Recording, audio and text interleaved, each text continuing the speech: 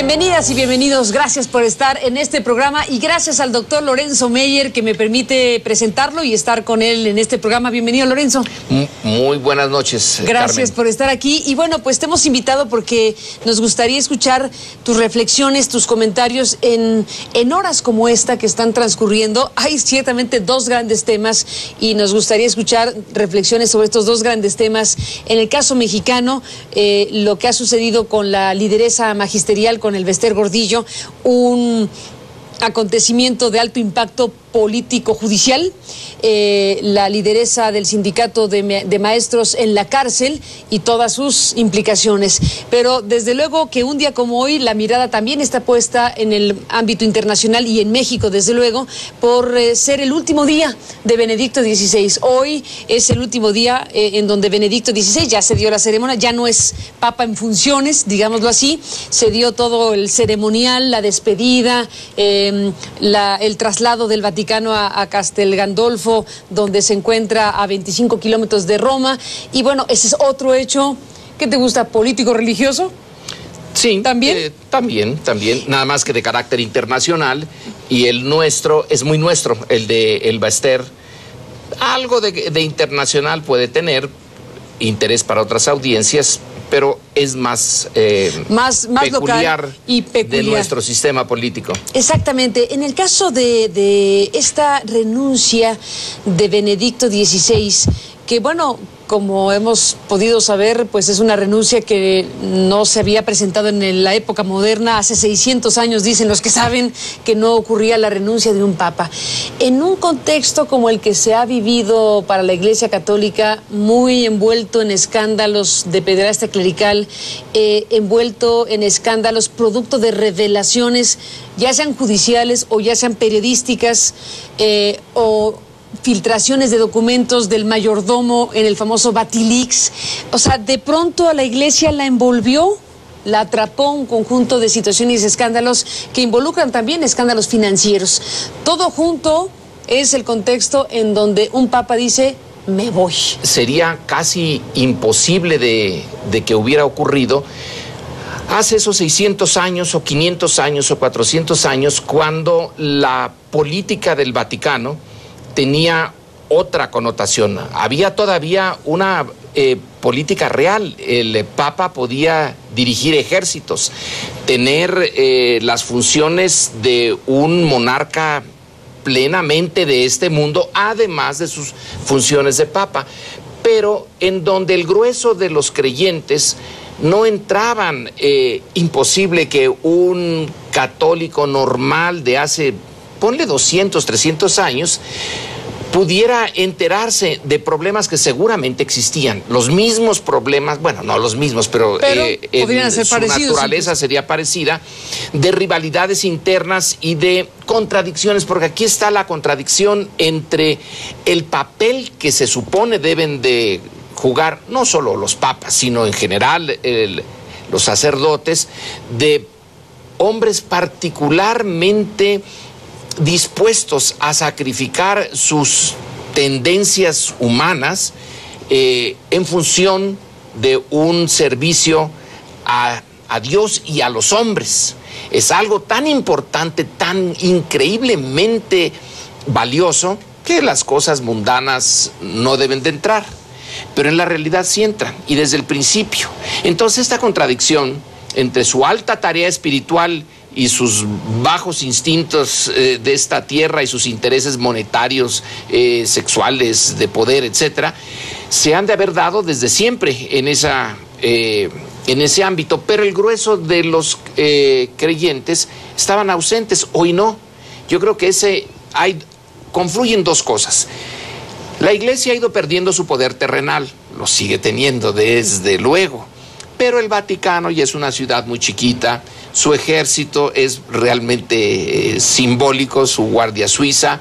Su tesoro, bueno, pues está el Banco del Vaticano y es pequeñito. Hay algo de artificial en la existencia de o algo mucho de artificial. Y el mundo externo ha perdido poder terrenal, pero el mundo externo es los ojos de esta tierra, sí ahora se han puesto como nunca antes. Entonces, un papa de otras épocas, de otros siglos, no tenía que darle cuenta prácticamente a nadie. Ahora no, porque el mundo que lo rodea ya no es católico necesariamente. Se mete la prensa, la televisión, los historiadores, se preguntan y tienen que responder. Entonces está metido el Papa que acaba de renunciar en un ambiente que para cualquier ser humano es extraordinariamente difícil. Cada vez se ve más claro que hay una parte de la Iglesia que no cumple con sus normas y que hay una parte de opinión pública mundial que está exigiendo. No es muy difícil imaginar los conflictos de poder, los conflictos por dinero, los conflictos por este choque inevitable entre los impulsos sexuales de un individuo y las reglas que le piden que todos los días, todo el tiempo los reprima. Te están pidiendo cosas extraordinariamente difíciles, entonces el no cumplir con esas reglas, pues muy frecuente.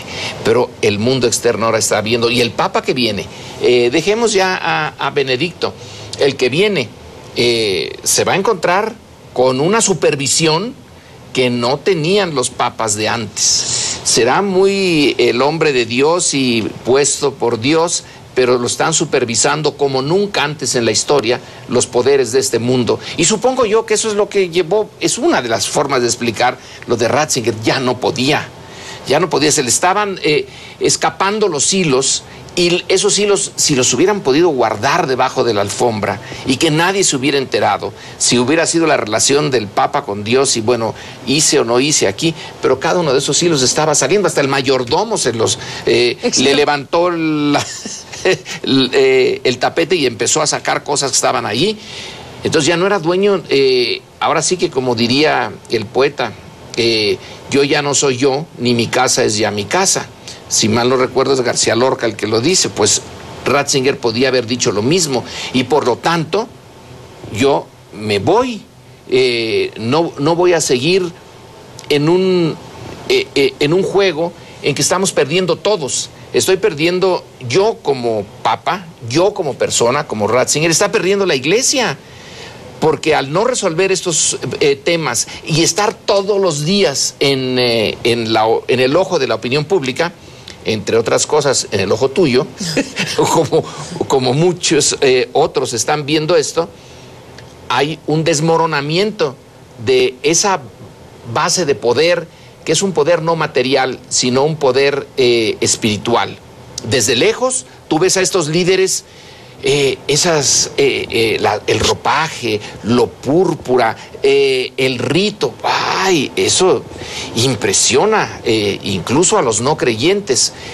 ¿Y cómo le haces para que detrás de eso estén saliendo que les daban dinero, que no les daban dinero, que había pederastas, que había homosexuales, que se cubrían, que no se cubrían, que los cardenales están en pugna uno con el otro, como en cualquier gobierno? Como en cualquier gobierno de este mundo, este ministro estaba saboteando al otro, y el Papa,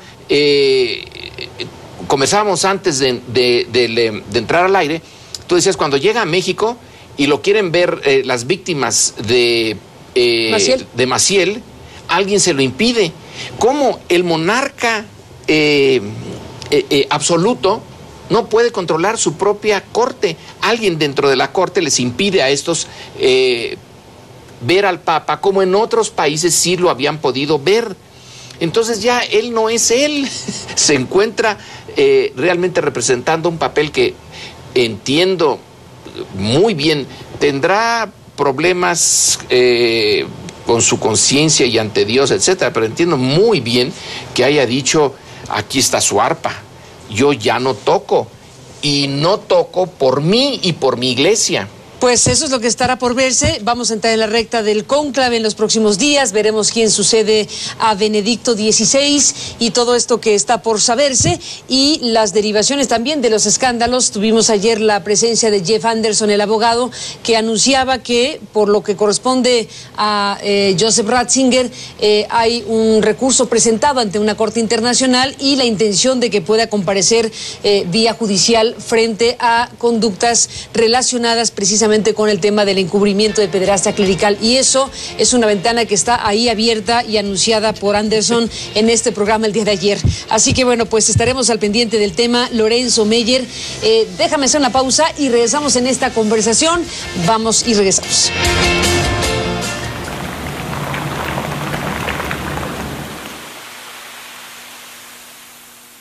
Exactamente, Lorenzo, déjame regresar al aire en esta conversación contigo que te agradezco y bueno, que te invito a este ir y venir de los temas. En México y en una parte de América Latina seguramente será tema de interés el hecho de que una lideresa política como el Bester Gordillo haya sido encarcelada. No es que muchísimas personas no consideraran que era urgente hacer algo con un liderazgo sindical tan ostentoso en lo que corresponde a su enriquecimiento, pero bueno, hay el obligado espacio para reflexionar qué significa, qué trasfondo puede haber de una decisión de un gobierno que recién inicia, un gobierno que significa el regreso del PRI a los pinos, una manera de ejercer la política, que ese es el tema en este momento, ¿no te parece? Desde Más luego. allá de los méritos que hubiera para investigar a el Bester Gordillo. El presidente Enrique Peña salió a una cadena nacional diciendo que lo que estaba ocurriendo era simplemente el ejercicio de la justicia, el Estado de Derecho se impone. Permíteme decir que esa explicación es la que es imposible de aceptar. No es cierto. Nos dicen que la unidad de investigación de la Secretaría de Hacienda que existe desde el 2004 tiene alrededor más de 400,000 casos en los cuales se han identificado corrientes de dinero no explicables a primera vista. Es el primer caso de más de 400,000 que se procesa con una rapidez extraordinaria, se encuentran las cadenas del dinero, 2,000 millones de pesos, que para los que no están en México serían ¿cuánto? Unos 150 millones de dólares. De todas maneras es una cantidad interesante, se le ponga como se le ponga, y rápidamente se arma el caso y el gobierno dice: no tenía yo más remedio, no es que yo lo quisiera, no tenía yo más remedio que proceder. Bueno, eso dejémoslo a un lado, no es creíble. Entonces, ¿qué es lo que lo explica? Lo explican, a mi juicio, de manera inmediata, el hecho de que el sindicato estaba reuniéndose en Guadalajara para tomar una decisión sobre una política que es en este momento la principal, el centro de la política del nuevo gobierno de Peña Nieto, la reforma educativa, que ya la pusieron en la Constitución, que es parte del Pacto por México, que los congresos de los estados aceptaron, y el Bester no estaba en esa misma longitud de onda. Opositor a la reforma ya promulgada. Y ¿qué iba a hacer como oposición? No lo sabemos, y ahora pero sí, en Guadalajara se estaba organizando. pero se estaba organizando. Entonces, la decisión es política, no es la justicia. Son los requerimientos políticos los que llevan a ejercer el poder del Estado sobre el Bester. Desarticular la oposición a esta política. Segundo, darle un mensaje a otros que pueden intentar, ya no con la política educativa, me estoy preguntando las siguientes que vienen, las siguientes políticas importantes: poner el IVA a medicinas y alimentos y la reforma sobre el tema de los hidrocarburos, la reforma energética. Y telecomunicaciones. Y telecomunicaciones, serían las tres que vendrían. Entonces, en esas también hay opositores al proyecto de Peña Nieto. Con este primero le está diciendo a toda la clase política, no nada más a los políticos profesionales, sino a los empresarios y a todos los que mandan en México: recuerden que ya no estamos bajo el PAN, ya no soy ni Calderón ni Fox, soy el PRI, vuelvo a ese, está en su DN político, que el presidente trate de recuperar espacios que le quitaron los avances democratizadores frustrados, muchos, pero en fin, de la alternancia. Entonces, hay un mensaje a todos los otros. Vienen otras políticas, se oponen a ellas abiertamente, vean a Elba Ester. Ese es el mensaje. Y no tendrán ustedes, los opositores, flancos iguales. Piénsale en las televisoras, que les diga, pues señores, se acabó este tipo de relación entre el Estado y ustedes, crecieron demasiado, se convirtieron en poderes que a veces parecía que ustedes ordenaban al gobierno y al Estado qué hacer.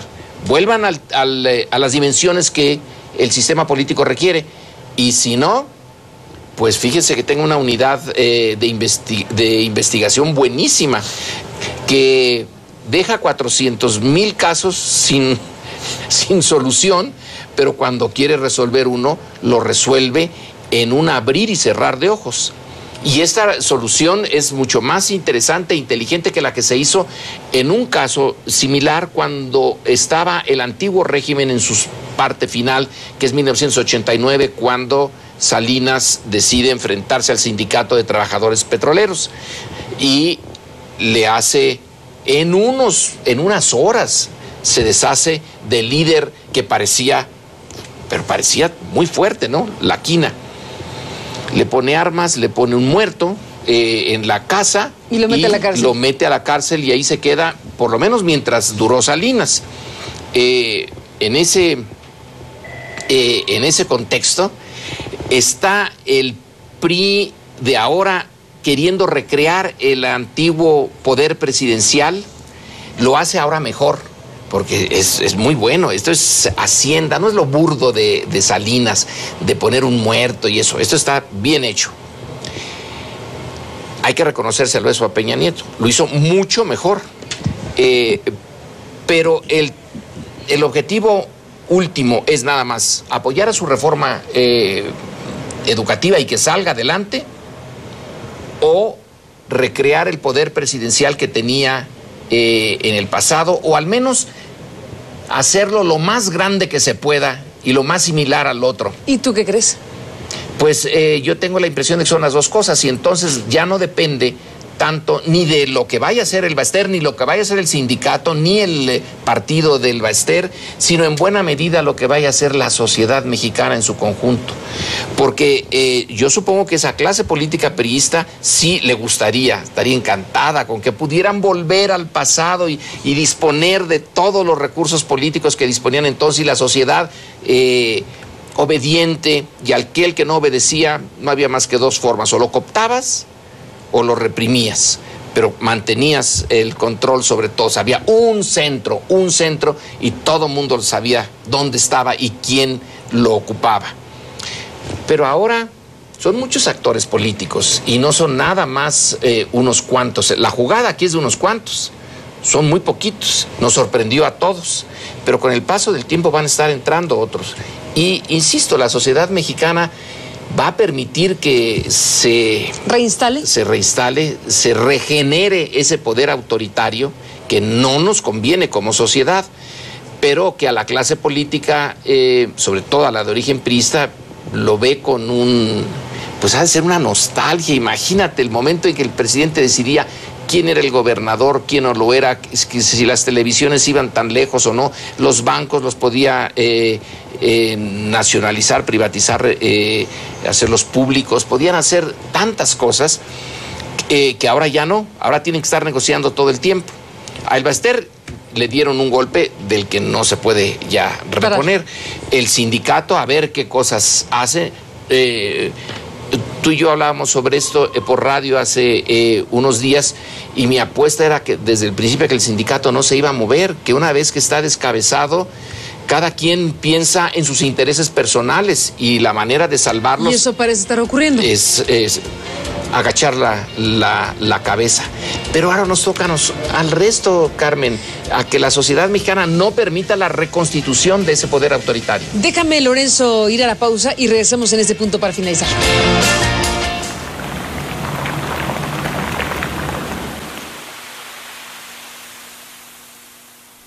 Lorenzo Meyer, bueno, se nos acabó el tiempo y te agradezco mucho tus reflexiones en momentos como los que se viven en este último día de la condición de Papa de Benedicto XVI y tus reflexiones. Y esta última parte donde te hemos escuchado con interés sobre lo que pasa en México y el momento que se vive en México y las preocupaciones y los peligros de regresión política en nuestro país. El caso El Bester, que ha merecido el aplauso de muchos por tratarse de un personaje polémico, odiado por muchos, bueno, tiene que llevarnos a la reflexión del trasfondo del asunto y las implicaciones que tiene. Y tú decías la sociedad, los medios, los intelectuales, las organizaciones civiles tienen que estar muy alerta frente a una posible reinstauración de prácticas propias de un régimen que nunca se fue del todo, pero que ciertamente podría regresar a establecerse con fuerza. Desde luego, Carmen, mira, suponemos que la desaparición del Bester y de su poder deja un vacío político.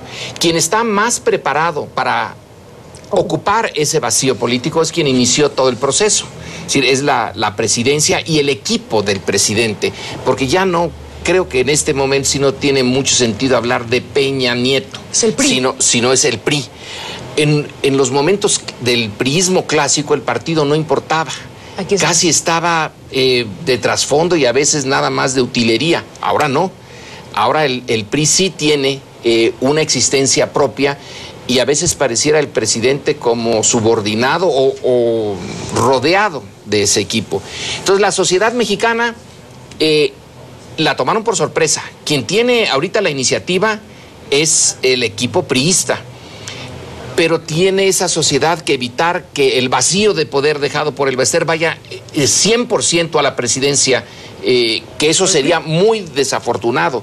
Tenemos que procurar que se fragmente, que se divida, que se reparta democráticamente ese poder perdido entre otros actores. Hay que aprovechar este momento para una reformulación de cómo se hace la política en México y de a quién se le debe de asignar el poder que había absorbido este poder fáctico y no legítimo del Bester y que se divida de manera legítima entre otros actores. Pues ese es el gran momento y encrucijada por el que atraviesa México. Lorenzo Meyer, gracias por estar aquí para conversarlo. Gracias, Carmen, por tu interés. Gracias y hasta la próxima. Y gracias a usted que nos permitió estar con usted. Hasta mañana. Pásela bien.